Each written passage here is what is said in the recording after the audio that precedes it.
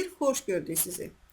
Bugün Türk mətbəxinə müraciət edirik və burma paxlava hazırlayırıq. Əl açması burma paxlava. Bunun üçün bizə 2 stəkan un, yarım 100 ml su, yarım çay qaşığı duz, bir yumurta lazım olacaq. Bu xəmir üçün. İçi üçün yəni üstündən yağ tökürük, əridib 100 qram. Fındıq 1 stəkana yaxın, yarım stəkana yaxın. Mən yarım porsiya pişirəcəm. Yəni ki, ona görə burada gördükləriniz azdır. Şərbəti üçün limon və şəkər tozu 300 qram və nişasta lazımdır xəmiri açmaq üçün. O qədər də çox deyil ərzaqlarımız. Yəni ki, çox baha başa gələn bir paxlava deyil. Gəlin başlayaq. Bunun üçün bizə bir yoğurma qabı götürürəm və unu mütləq əlləyirik. 2 dəfə əlləyin. Ununuz nə qədər necə deyirlər, havalı olsa o qədər yaxşıdır. Qəşəngcə yoğururuq xəmirimizi.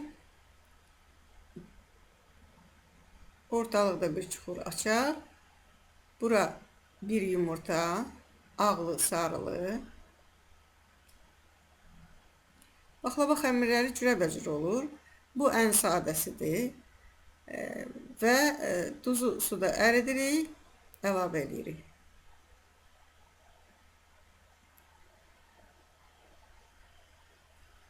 Artıq xəmiri yoğura bilərik. Gördüyünüz kimi burada nə yağ var, nə sirkə var.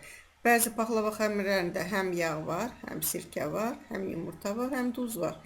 Burada isə təkcə yumurta, su və duz var.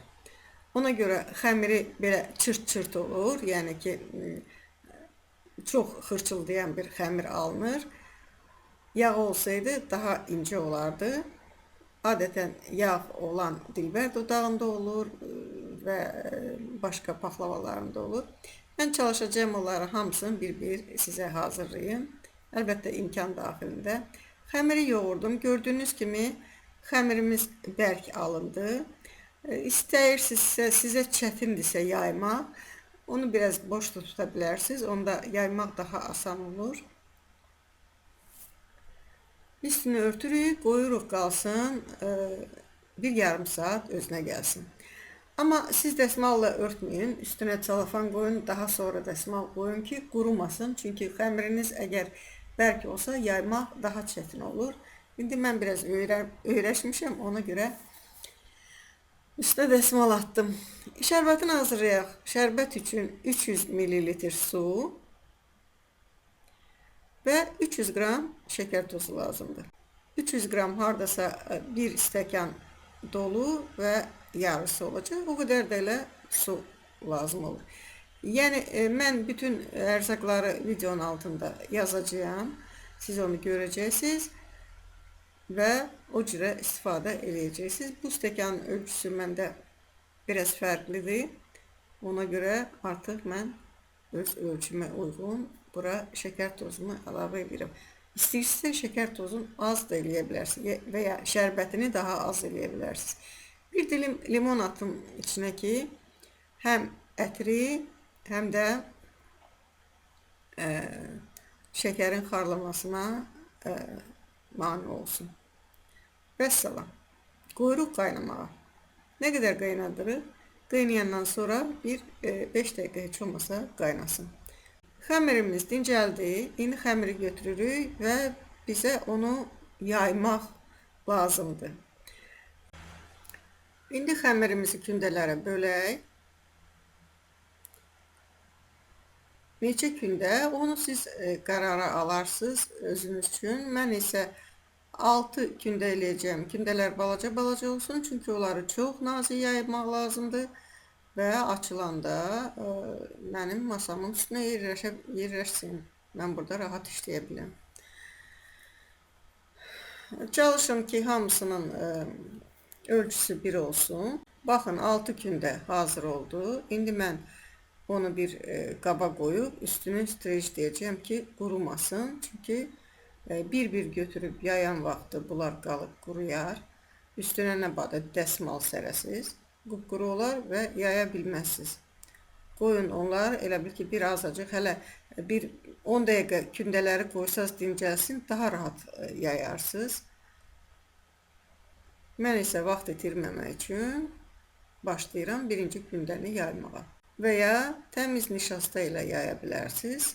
Əlbəttə, təmiz nişasta ilə yaymaq biraz çətindir, gec yayılır, lakin yapışmır və çox nazik yayılır. Gördüyünüz kimi nişasta ilə yayıram.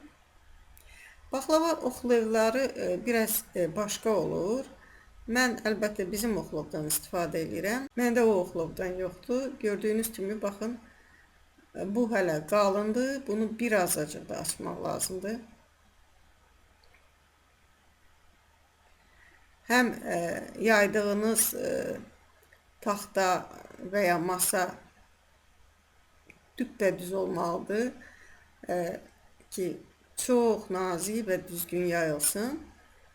Həm də oxlovunuz nazik olmalıdır, düz olmalıdır. Yəni bizim oxlovların ucu sivri olur, iti olur. Onlarınki isə düz olur. Ona görə yayanda da həm ortası, həm qıraqları eyni yayılır. Yaydığımız xəmiri tən ortadan kəsirik və indi bura çəkilmiş qoz və ya fındıq biraz səpin. Qırağa doğru çox səpməyin, qıraq tərəfə. İndi görəcəksiniz ki, qıraqda o qatlayan vaxtı tökülür, dağılır. Uca daha çox səpmək lazımdır. Mən özüm birincini göstərəm ki, siz görəsiniz. Belə bir çubuğum var, onun üstünə səriyəcəyəm. Səliqə ilə çıxardırıq, qoyuruq qırağa. Onu hazırlayan kimi götürüb tavaya da qoya bilərsiniz. Və ya hamısını hazırlayıb qoyun bir qırağa. Daha sonra baxın, qırağında çox olduğu üçün belə çevirəndə bura dağılır. Ona görə qırağa qoymuruq. Yenə deyəcəksiniz, xanım o qədər danışır, o qədər xırdalıqları danışır. Qızlarım, gəlinlərim məndən ətraflı məlumat gözləyirlər. Ona görə mən hamısını danışmalıyam. Kimin xoşu gəlmirsə söndürə bilər. İndi mən qalanlarını da yaydım və bu cürə qatladım, bir-birinin üstünə qoydum. Gördüyünüz kimi heç cürə bunlar bir-birinə yapışmır, çünki aralarında nişasta var. Yenə də nişasta yadınıza salın, bu kraxmaldır və qarğıdalı kraxmalıdır. Görürsünüz nə qədər nazikdir, altdan xəmirlər görünür. Bilirəm, sual verəcəksiniz, o dükanda satılır paxlava yufqası, ondan alıb istifadə edə bilərik. Əlbəttə istifadə edə bilərsiniz, əgər istəyirsinizsə. İşinizi yüngülləşdirərsiniz. Artıq əgər üstündə nişastası varsa onu çırpırıq, götürürük. Nişastası çox olmasın. Və hamısını eyni üsulla ortadan kəsib, bir azacıq qoz fındıq. İndi nə istəyirsinizsə, püstəniz var, badamınız var, nədən istifadə edirsinizsə onu yayırsınız və içinin dolğusuna görə adı da dəyişir. Ya püstəli burma olur, ya qozlu burma olur və s. və s. Və bir-bir bunları belə sıxırıq, səliqə ilə yığırıq. Bərk burmayın, nə qədər az bursanız, o qədər necə deyirlər, çıxartmaq daha rahat olacaq. Və işte həqiqətən ancaq yaymağına çox vaxtımız gedir. Burada bir şey yoxdur. Asanca bunu sıxırsınız və buradan çıxardırsınız. Və sizdə orada cürəbəcür qatlar əmələ gəlir. O qatların arasına da sonra yağ vuracaq və baxlavamız olacaq hazır. Bəziləriniz sual verə bilər ki, xəmirin qalınlığını deyərdiniz də bizə. Rezin deyirəm, həkimlərin əlcəkləri olur o. Bax, o nazillikdə. Sizə başqa ölçü deyə bilmədim. Hamısını hazırladım, yığdım qaba. İndi hansı qabda pişirəcəksinizsə, onu gətirirsiniz. Əlbəttə, o qabda ölçüye göre gördüğünüz bu qabın ölçüsünü desem, eğer girdə qablar götürürsünüzsə, formalar götürürsünüzsə, onun içine birbirinin ardıca düzürsünüz. Qırağından başlayaraq içine doğru. Yox, əgər mənim kimi belə 4 günc qabda eləyirsinizsə, onu bölürəm mən. Hər birini 3 yerə bölürəm və 2-2 yan yana şahmat üsulu ilə düzürəm. Bu paxlavanın necə deyirlər, rahatlığı odur ki, belə sıxdınız, kəsdiniz və yığdınız. İşi o qədər də çox deyil. Əlbəttə, əgər böyük listə eləsəniz, vaxtınız çox gedəcək. Gördüğünüz kimi hamısını hazırladık. Yağı əritdim. 100 qram yağ gedir. Bu 2 stəkan una. Deməli, siz əgər 4 stəkan undan eləsəniz, sizə 200 qram yağ lazım olacaq. Yağı əridin. Əlbəttə, köpüyün üstündən yığsanız daha yaxşı olar. Xəmirdə yağ yoxdur. Bu qədər şirniyata 100 qram yağ bir şey deyil. Yağınız şit yağ olsa daha yaxşı olar, ləzzətli olar. İndi qoyun, xəmiriniz qalsın. Bir 10-15 dəqiqə yağı elə bil ki, çəksin canına. Gördüyünüz kimi dibində biraz acıq yağ var. Bu xəmir yağı çəkəcək. Bütün qatlarının arasına çalışın, yağ girsin. Nə qədər çox ora yağ girsə, o qədər yaxşı, rahat qızaracaq və xırçıldayacaq. 175 dərəcə, 170 dərəcə sobada qızarana qədər pişirirsiniz. Nəzərə alın ki, qızarmasa, o xırtıldığını da almayacaqsınız və paxlavanın içi də çiğ qala bilər. Gördüyünüz kimi belə qızardı. Hələ demək olar ki, görürsünüz, qaynayır. Görünür ki, dibində yağ qaynayır. Biraz acıq qoyuruq qalsın, soyulsun, ilıqlaşsın. Şərbətimiz də istidir. Bişirdiyimiz paxlava da istidir. Onu çıxardırıq və bir-biri ilə birləşdiririk. Hamısının üstünə düşmək şəkli ilə şərbəti dökürük və demək olar ki, o ilə qabda biraz acıq elə bir qaynayır. Yəni, ikisinin də temperaturu eyni olmalıdır. İlıq yox, ilıqdan isti.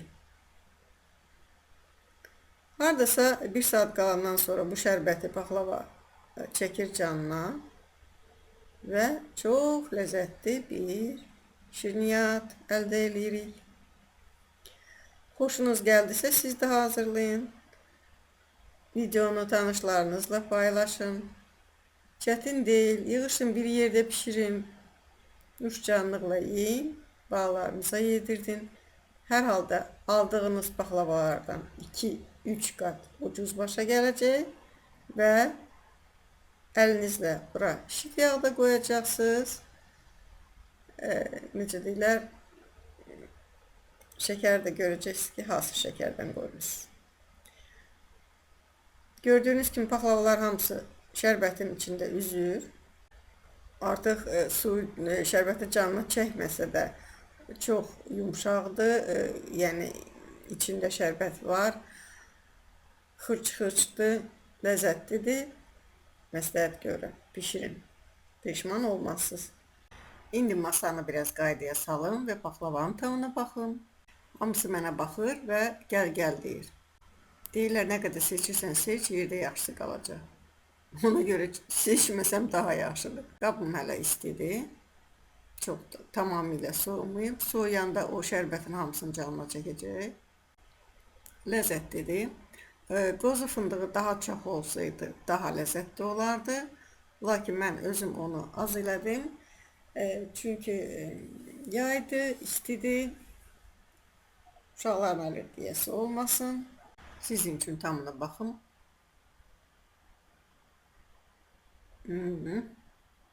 Həqiqətən də çox ləzzətlidir.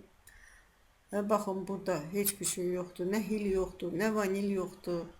Qozun ətri və bir azacıq o limonun Həm tamı, həm ətri hamısı yerindədir.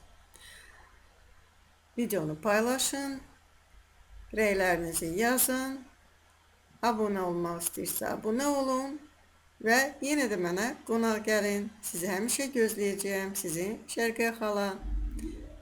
Süfrəniz ruzi bərəkətli olsun, cibiniz dolu olsun. Xudahafiz.